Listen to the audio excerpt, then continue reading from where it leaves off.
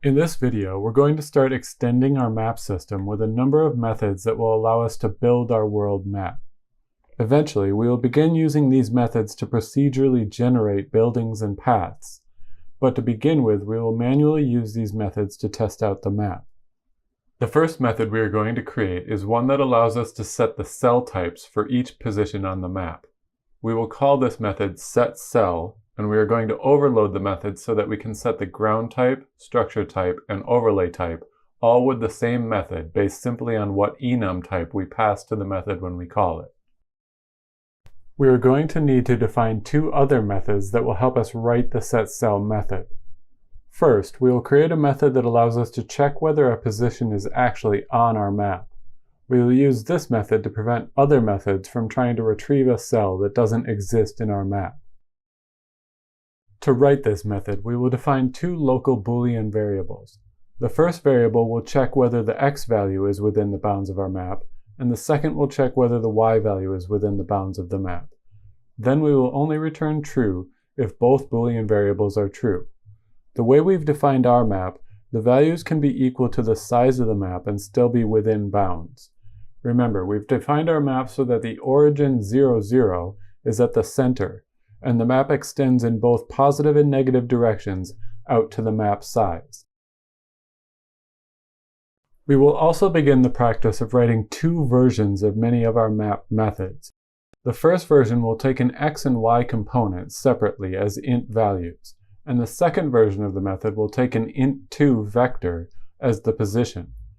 We will maintain a pattern of writing the logic in the method that takes the x and y inputs, and then the vector method will simply call the other method by separating out the two components from its vector.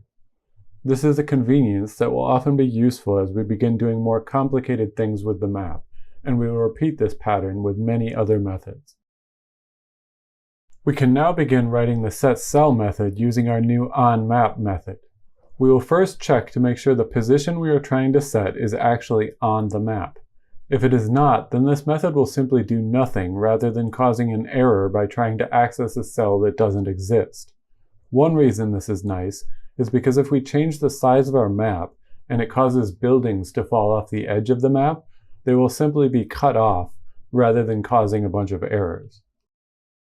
Now, to finish the setCell method, we will introduce a getCell method that allows us to get a reference to the cell at a specific position on the map. It might seem like a good idea to also check if the position is on the map in the getCell method, but we will handle that problem in a different way when we overload this method. And we may even come back later and simplify the setCell method based on how we write the overloaded getCell method. To proceed with the getCell method, we are going to need a method that returns the ID when we provide the vector position. This will be the reverse of the ID to position method we wrote earlier. We will call this method position2id. The algorithm to get the ID is simply x plus y times the width of the map, but we once again need to account for our origin at the center by adding the size of the map to each coordinate. This will ensure that both x and y are positive values, because our coordinates run from minus world map size to plus world map size. We will continue our pattern of overloading our methods with a vector version as well. Now we can finish the getCell method by using this new method to retrieve the ID associated with these x and y coordinates. Once we have the ID for this position, we will access the cell using the world map list of cells. Now we can finally complete the setCell method by using this new getCell method.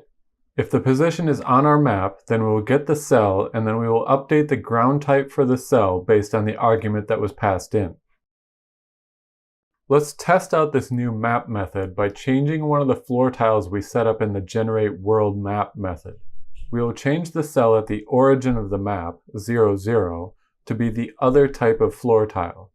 We can then run the simulation and check to make sure the tile at the center has been changed. This is exactly what we wanted to see.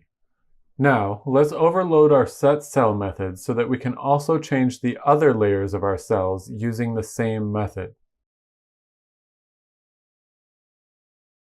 We're going to reproduce the same method, but then simply change the last argument to be of a structure type. This will overload the method based on it having a different signature or list of arguments.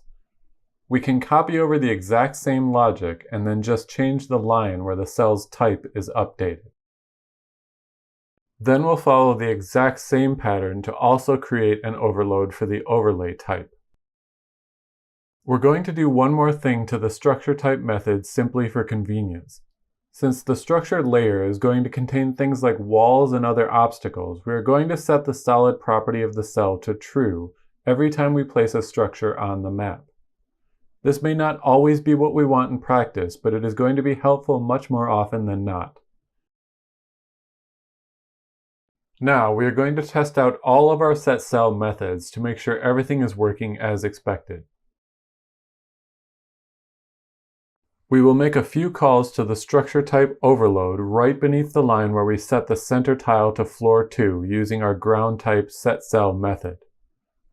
Then we can press play and check to make sure everything is being placed on the map correctly.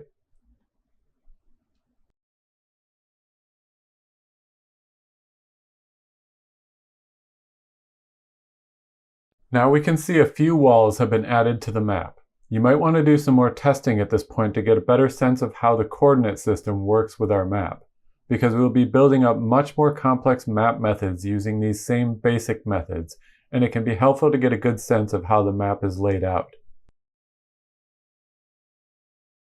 The next thing we're going to do is overload our getCell method with a version that gets a cell based simply on its ID value. We can then use this method in the first getCell method we created earlier. When getting a cell based on its ID, we can check whether it is on the map in a slightly simpler way. Because the ID is a one-dimensional value, so we only need to check whether it sits in the range from 0 up to the total number of cells in the map, which is just the area of the map. We might go back and simplify the setCell and onMap methods later based on this getCell method's bound check, but for right now we'll leave them how they are. We will also create the vector overload of the getCell method now. This method will maintain the same pattern of breaking up the vector into two components and calling the coordinate version. Now we can complete our testing of the setCell methods by adding some calls to the overlay type overload to make sure that they are also working correctly.